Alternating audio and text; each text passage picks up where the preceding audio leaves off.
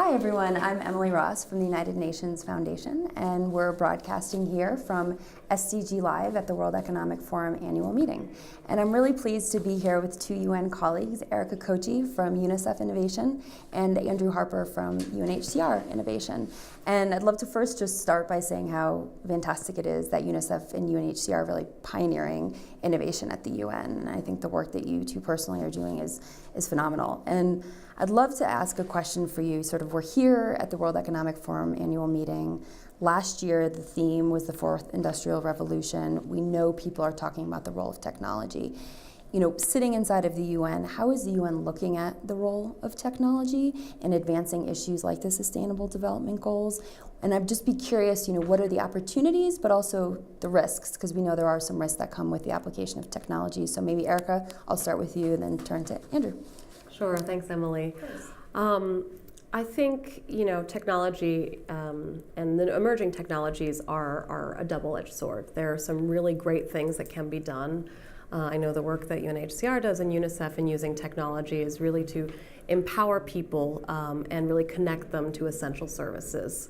I think that as we look at the emergence of new technologies, we're starting to see that they also need to be really developed with human rights in mind and these ethics in mind and these frameworks that we have already that guide our society at large.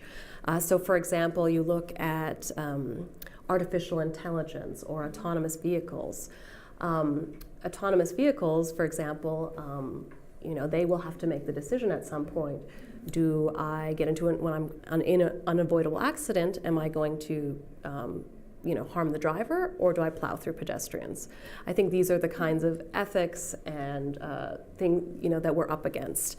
Or in artificial intelligence, we know that it will take over a lot of jobs, and so I think for emerging economies, this is kind of a scary prospect because the path to development through industrialization may no longer be the way that you move from a poor country to a richer one.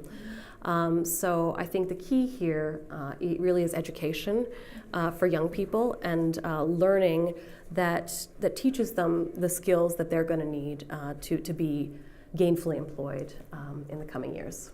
Thank you. And Andrew? No, thank you very much for having us on, because I think it's critical that the UN is engaged with the private sector in such an event like this.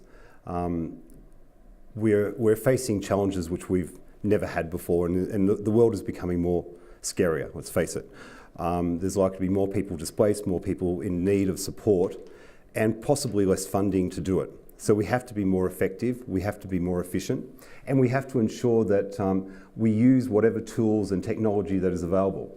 There's a saying which says, if you don't move as fast as the outside world, then you become irrelevant. We cannot afford to be irrelevant. We have to become more relevant, and we have to have more impact. We're looking at a time when everyone will have a digital identity. We're looking at a time when everyone has access to the internet, that everyone has access to can influence their lives. So rather than in the past where the UN or other agencies would control data, we have to ensure that people have access to data. We have to be able to ensure that people can access education online, learning opportunities, and basically be able to provide much more support to themselves and the communities than what they've been able to do in the past. We have no choice. We have to not only take what the private sector has got on offer at the moment and utilise the technology, we have to demand from the private sector and others what we need to address the needs of billions of people. We can no longer look at working as we've done in the past. We can no longer look at incremental changes. We have to look at basically breaking the existing systems and looking at new systems, new relationships and new partnerships, and that's one of the reasons why we're in Davos. And I have to say, I think it's fantastic that you're both here kind of building those relationships. I know we're short on time, so just a final question for you both. I'm curious right now, Erica, UNICEF obviously is working on health and the well-being of children, and Andrew, UNHCR, with refugees.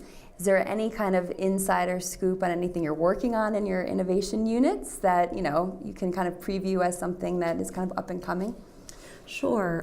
One of the big pushes for us at UNICEF here in Davos is to really engage the private sector to provide the data that they have about us as individuals, not in a sort of surveillance way, but provided on an aggregate and anonymous way to people in the social sector. So, because I think that, you know, how people move, whether it's through migration or just sort of their movement throughout the day, what they're spending money on, what they're thinking and their opinions are, really need to drive how we design our programs, whether it's our health programs, our education programs. So I think that the private sector has a really relevant role to play. At UNICEF, we're working on this data problem in partnership with others like Google and OCHA and other groups like that. So, and the private sector is just such a key partner in this. Andrew? Something which we're looking at sort of very much with others, including all the UN agencies, the NGOs, and very much the private sector is how can we make better use of the digital age? How can we provide a 24/7 global communication platform? And that platform would be looking to address all the key elements and questions which are coming up at the moment. Education. Based on current numbers of displacement, you'd have to build 12,000 new classrooms per year just to deal with the numbers of students who need education. We can't do that. So let's face it, we need to look at e-education and e-learning. FinTech, that needs to have a financial platform. So how about we start bundling these, putting them on a platform, utilising connectivity, utilising a digital identity, and making people more accountable. And so this is where we're looking to get the ideas, the thinking, not about what exists at the moment, about what are companies, what is the technology which people are aiming for in 4 or 5 years' time. So there was an interesting figure last night, which I heard, which was that there's 100 million more people accessing the internet every 3 months. So it's a momentum that we should not be scared about. It's a momentum which we need to harness responsibly. Well, thank you both, Andrew and Erica, for your time, and please continue tuning in at #SDG Live. Thank you. Thank you. Thank you.